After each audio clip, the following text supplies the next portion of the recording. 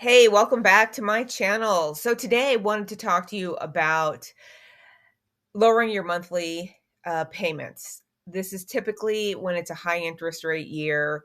It's called technically a 2-1 buy down, but I wanted just to kind of go over the if mortgage payments are where you want to reduce. And in this scenario, you kind of need to have either a builder or a seller that is willing to negotiate. So this doesn't quite work on multiple offer scenarios because you do want to go in and asking for some closing cost help, discount point, stuff like that.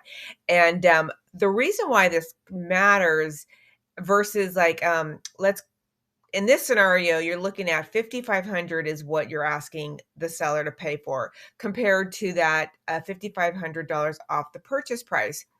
And you're quite far ahead in doing it this way if you want the first 2 years to really get some good savings. The first year, you're $300 off of the mortgage payment. The second year, you're $150-ish off the mortgage payment.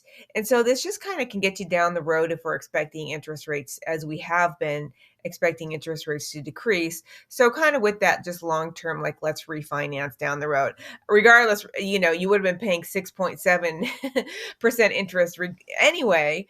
So this just kind of helps you get, lowered for the first couple years, and then down the road, once it gets to a decent point, because even at 6.75, even if you didn't do this 2-1 buy down example, you'd still be wanting to reduce the interest rate down the road. And the lender had said that a general rule of thumb is, I guess, depending on price point, if you're up in the 4s and 5s, if you're down in the 2s, you want to wait till it goes down a percentage.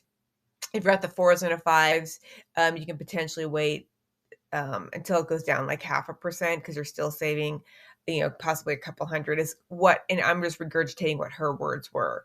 But yeah, so let's go back to this scenario. So this scenario is basically a $295,000 offer. You're looking at, and in this scenario, they're putting 20% down. So the loan amount would be about 236. On this particular day, it was pulled at 6.7% interest rate. So your monthly payments, you're looking at $1,500. If you get the seller to pay, let's say about $5,500 in your closing cost fees and discount points, you're looking at this. You're looking at a $1,200 monthly payment for the first year instead of $1,500, saving you $300 a month, a total of $3,500. The second year, it's going to go up a little bit because you're just 1 percentage point off of, so instead of 6.7, you're 5.7. So in this scenario, your payments are $1,377. You're saving about $150. And then that's a total for the year, $1,800 for those 2 years. You've saved a whopping $5,500.